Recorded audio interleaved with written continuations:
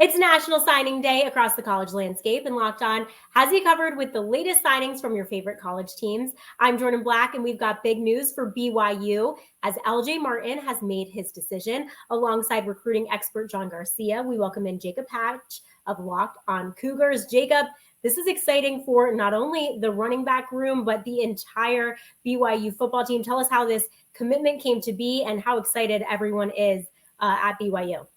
Yeah, LJ Martin is a 3 or 4-star prospect, depending on which recruiting service you happen to look at, but a guy that BYU has been very intent on flipping from Stanford, a guy that actually, funny enough, if you listen to him, when BYU played Stanford this past season in the regular season finale, he watched BYU up close and decided, you know what, BYU is a program I should probably check out a little bit more. Obviously, with the David Shaw resignation of his position at Stanford, that really forced him to look around, and BYU is the beneficiaries. They get a guy who they think really could be the future backbone of their running back position in the Big 12. What does it mean for the running back room, the running back position, just to have somebody of that nature come in? And is it somebody that can make an immediate impact for BYU? BYU's betting on it. They obviously brought in Aiden Robbins as well as a grad transfer from UNLV. He rushed for 1,000 yards for the Rebels this past year, but it looks like on paper at least, that Robbins and LJ Martin here will be the two guys. They're going to lead BYU's running back position. Obviously, they had Tyler Algier, who set the single season rushing record just a couple of seasons ago for BYU. They brought in Chris Brooks as a grad transfer from Cal this past year, and they figure, okay, now if we can hit lightning twice here with a grad transfer and a high-level high school guy coming into this program, they believe they've got BYU set up at least to go into the Big 12 with a really nice 1-2 punch at running back.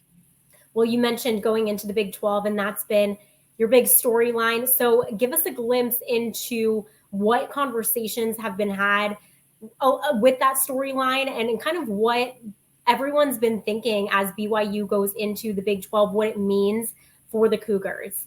Well, in a word, it's excitement. That's the best thing for BYU is Cougar fans are just absolutely ecstatic to have BYU a member of the Power 5 conference. They went independent 12 years ago with the goal of getting to this level, playing at the Power 5 level. They won't officially be in the Big 12 till July 1, but they obviously are gearing up for that, and this recruiting class is set up as such. All these guys, whether they're guys who are members of the LDS faith who may go on a church mission or if they're going to enroll right away, they know that they're going to be members of a Big 12, a Power 5 program, and that's the biggest thing for BYU fans. They're going to finally see the biggest of the big in terms of just the competition level out there. They'll be facing game in and game out. They got 10 Power 5 opponents this year on their schedule, 9 conference, 1 out of conference. That's the most they've ever played, and BYU fans cannot wait for it to actually be real.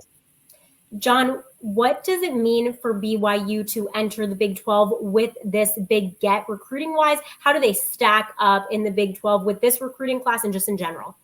Well, look, LJ Martin's from Texas, so that's as Big 12 as it gets singularly. But yeah, overall, I think this is a team, if you've watched them really at any point over the last decade or so, you've shifted perception in a good way for BYU. I think conventionally you said, hey, they used to kind of air it out, 10 plus years ago, but now it's much more hard-nosed, much more line of scrimmage and physicality based. And again, when you think of the Big 12 now, it's line of scrimmage, it's defense, downhill rushing attacks with, teams like K-State, OSU, Baylor won the league 2 years ago. So I think that fits from a schematic and stylistic standpoint on top of it. So now with that move, I think you're going to see BYU continue to press in the state of Texas. I mean, I think that is really the biggest recruiting advantage here moving forward because, look, nobody has owned that state from a recruiting standpoint. The Vince Young, Colt McCoy, Texas years are long ago. So that door has been busted wide open by A&M and Bama and LSU and everybody else. So now the Big 12's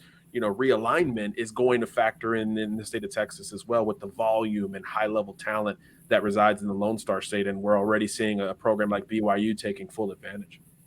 And the Big 12 has had some stellar quarterbacks. That's something that BYU is trying to do. They brought in a number of quarterbacks. Tell us, Jacob, a little bit about what they're doing. It seems like they've brought in a number of guys, so kind of give us the background there. Well, obviously, they had the number 2 overall selection in the NFL draft 2 years ago in Zach Wilson. 3 years ago, And then also you bring in Jourdan Hall, who had been the starting quarterback the past 2 years, who's on his way to the NFL. So BYU is like, okay, we've got a good track record now of getting NFL quarterbacks ready for the next level. So they went out to hit the transfer portal market and brought in Kedon Slovis, the former USC and Pitt quarterback. They believe he's a tailor-made fit for what BYU does offensively. If you believe Aaron Roderick, their offensive coordinator, he was their top target in the transfer portal market in terms of quarterbacks. They didn't just stop there, though. They also brought in what they believe is one of the top junior college quarterbacks in Jake Retzlaff. Spent time this past season at Riverside Community College in Southern California.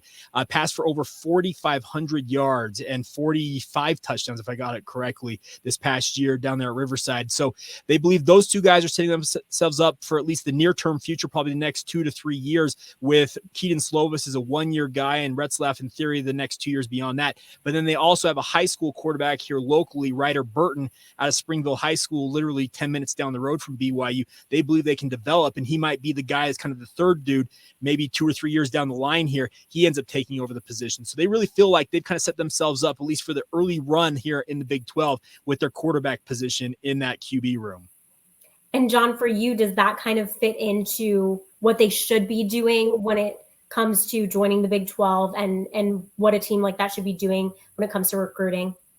Absolutely. You've got to build stability in that quarterback room. And if the lineage becomes very clear in terms of who the next guy might be, it could create a little bit more of a realistic snapshot of when you should expect to be the guy. Because the biggest issue in the sport at that position right now is instant gratification. Portal guys coming over, or high school kids expecting to be the guy day one, maybe year 2 at the latest.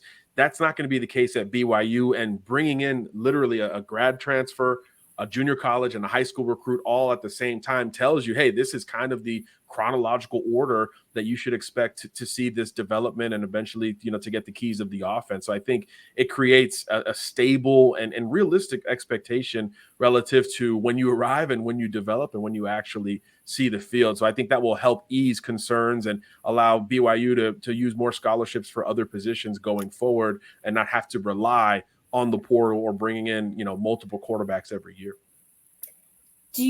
Are there any areas that BYU missed this year? Any areas that they didn't grab all the guys that they needed moving forward? The number one is the wide receiver position. Obviously, Puka Nacua is at the Senior Bowl right now, and Gunnar Romney was a guy that BYU fans were very excited for his senior year. Just did not develop the way he envisioned it. He had multiple injuries that limited him just to 2 games this past year, and those were BYU's top 2 receivers going into last season. Obviously, they exit the program now, and they have some young talent in there, but they really only have 3 proven guys at wide receiver, and the hope was that whether it came via recruiting or the transfer portal, they would be able to address that. Obviously, with the upcoming spring period, May 1st through the 15th, they'll probably see more names across the country enter the portal, and that's probably when BYU dips their toe back in to see if they can find 1 or 2 guys maybe at that position to come in and shore it up. Outside of that, the only other one I probably would have a question mark about is probably the cornerback on the defensive side of the football. They lost their top 3 guys from this past season at that position. They have one grad transfer coming in Eddie Heckard, but the other side of the corner position there, his tandem, who's going to run with out there on the football field, that's a big question mark they may have to address in the transfer portal once again as well. How exciting is it just to be able to kind of take this next step, not only in recruiting, but just moving forward into the Big 12, gaining guys, flipping them from Stanford? It seems like maybe this is a program on the rise, kind of shifting the perspective of what BYU is, the perception overall. Is that kind of the sentiment on campus and in the community as well? Absolutely. I think you absolutely nailed it, Jourdan. This is just an opportunity. BYU fans are super excited to be back where they have, in theory, a chance to win a national title. They have a national championship in that trophy case down there in Provo in 1984, obviously going back many, many decades now for that. But BYU has always aspired to be at the level where they have a chance to win it all once again, and they finally have that at the Power 5 level. Does that mean that BYU is in a position to make that leap right now and make a run to a national title? Absolutely not. I think most Cougar fans fans are realistic about this needing to be a building period for BYU to get themselves to where they can compete in the Big 12 and beyond that, potentially at a national level in the college football playoff. But the biggest thing for BYU is that they now have a seat at the table, something they've aspired to have for many, many years, and it's finally come into fruition in just a few months' time.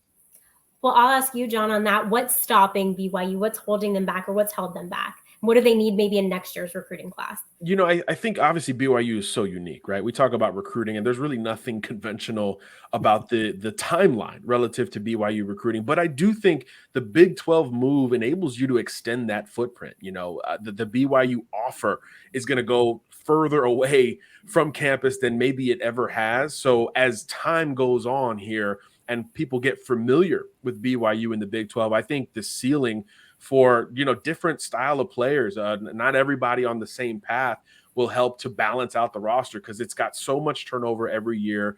You've got folks going on missions, coming back. It's really a masterclass in roster management and time management, in my opinion. But I do think as you extend more nationally, you'll have a little bit less of that, so it becomes a little bit more streamlined in the Big 12. So I think it could work well, kind of combining the old with the new going forward. But again, the state of Texas, the surrounding areas, you just expect to see more BYU influence there, especially when the schools those kids grew up following are playing the Cougars every year. Well, Jacob, you got the big get today in Martin. Give us a grade to wrap us up on how this BYU class did for the class of 2023. I'd probably give them a solid B+. I think the biggest thing for BYU is that they have tried to build themselves towards being a Power 5 program. They have played what I call a Power 5 adjacent schedule the last couple of years, playing 6 and 7 Power 5 opponents on an annual basis. Well, that ratchets up this year. Now you've got 10 Power 5 opponents, and depth has become an issue the past 2 years for BYU against the schedules they have faced. So they have done their best to hopefully build up the depth where it will hold up better against a true Power 5 schedule. Only time will tell if what they have done is actually what they're capable of doing, if they're actually able to hold up against that caliber of a schedule. But this is an exciting time for BYU. They're making a leap that not very many programs get an opportunity to do, and they're very much looking forward to the challenge and taking it on headlong.